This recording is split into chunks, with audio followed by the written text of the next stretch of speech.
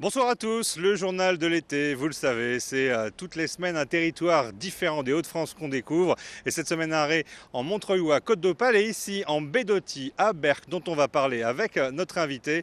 Mais pour l'instant je vous propose de découvrir l'une des activités phares qu'on peut exercer ici à Berck sur ces longues plages, ces longues plages de sable fin, c'est le char à voile, Loïc Bonnèche et Guy Aillard.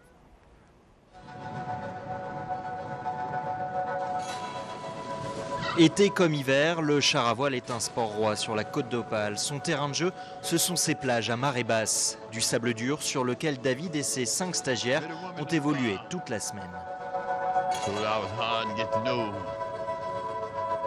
Surtout quand vous arrivez là-bas, au niveau de l'arrêt là-bas, n'oubliez pas de bien lâcher pour vous arrêter bien face au vent. Si on a du vent soutenu comme aujourd'hui, là on progresse vite. Donc là, il ne faut pas avoir peur de la vitesse, etc. Et donc là, on a un bon groupe qui roule très bien. Allez, on se refait une petite remontée.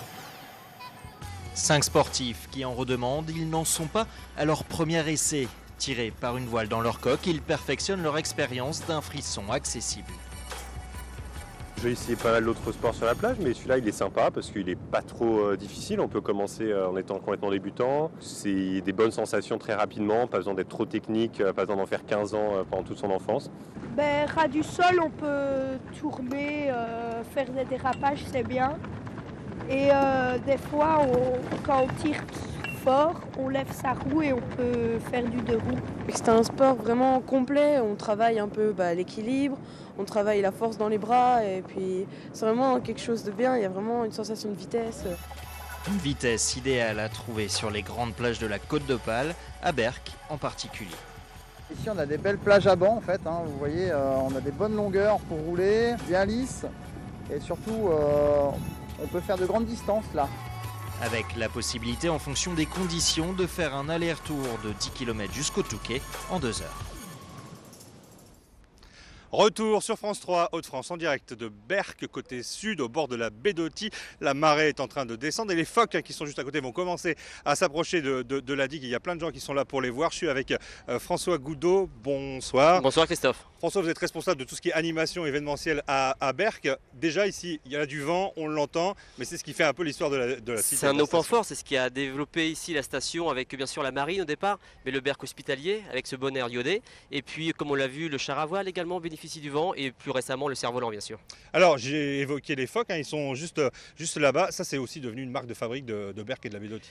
C'est une belle attraction que nous offre la nature ici chaque jour à marée basse. On a 50, 70, 80 phoques qui viennent chaque jour ici se poser. Et c'est un vrai spectacle ici que les familles viennent observer chaque jour, les grands-parents, les enfants et tout le monde profite de ça. Oui. Alors tout l'été évidemment, comme toute station qui se respecte, il y a des animations et vous en faites plein sur vraiment des thématiques qui font un peu le succès de la ville. Berck-sur-Mer, c'est une grande station familiale. On a créé un programme Mon Village Vacances avec plus de 400 animations ici tout l'été, pour les plus petits, pour les plus grands, autour du patrimoine, autour de la nature, autour des activités manuelles et du sport bien sûr, chaque matin sur la plage. Et des grands événements ici tout l'été aussi, avec chaque samedi, ici les prochains samedis, des feux d'artifice, des artistes dans la rue et une grande soirée DJ qui aura lieu le 12 août prochain. Oui. Alors il y a de l'événementiel aussi, évidemment des grands événements toute l'année. Berck-sur-Mer, c'est une station animée tout au long de l'année. Il y a les rencontres de cerfs-volants, bien sûr, que l'on connaît, qui auront lieu du 14 au 22 avril 2018. Retenez déjà les dates sur votre agenda. On va le faire, oui. Et directement après la saison, on aura le Beach Cross, qui est également un grand événement ici de l'année, le 14 et 15 octobre. Et les 6 heures de Berck à la Toussaint, 28-29, qui viennent de terminer un peu cette grande série d'événements. Donc plein de choses à faire toute l'année à Berck. Merci François. Le journal de l'été, vous le savez, ça vous fait découvrir beaucoup de choses dans toute la région. Je vous propose maintenant de partir dans l'Aisne, dans le sud de l'Aisne, à Villers-Cotterêts et la forêt de Retz. Alors une région au patrimoine remarquable comme partout dans les Hauts-de-France, mais c'est aussi la patrie d'Alexandre Dumas, Tristan Bononaï-Pesotto et Jean-Paul Delance. En ville, impossible de passer à côté. Né à Villers-Cotterêts, Alexandre Dumas y a passé les 20 premières années de sa vie. Le temps de se forger quelques souvenirs. Son endroit préféré, la forêt de Retz, qu'il qualifie de plus belle de France dans son livre Le Pays natal. Et ce ne sont pas les promeneurs qui diront le contraire. Elle est très agréable, il y a beaucoup d'espace. Ici c'est sauvage, on rencontre des bêtes, des animaux, du gibier, c'est sympa. Petit, Alexandre Dumas se réfugiait ici pour éviter de rentrer au séminaire. Aujourd'hui, les curieux viennent arpenter le circuit de la Salamandre. Une flore remarquable et un système d'adduction des eaux ingénieux pour l'époque, Un réseau de 15 km de canalisation enfoui, construit au XIIe siècle et dont il reste aujourd'hui quelques vestiges. La ville de Villers-Cotterêts et plus particulièrement le château n'avaient pas accès à l'eau puisque construit sur un plateau calcaire. Et donc on va aller recueillir les pleurs de la forêt de Retz et on va les canaliser avec des poteries, des tuyaux en poterie jusqu'à la ville. Il faut ensuite marcher quelques minutes pour découvrir un magnifique panorama. Vue imprenable sur le château de Villers-Cotterêts, un sillon tracé dans la forêt par François Ier, autre figure historique de la ville.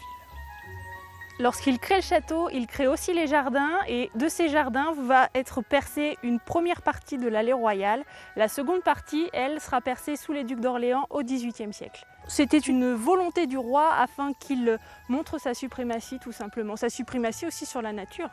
Sur ces 13 000 hectares, la forêt de Retz cache encore bien d'autres curiosités et vous avez tout l'été pour venir les découvrir.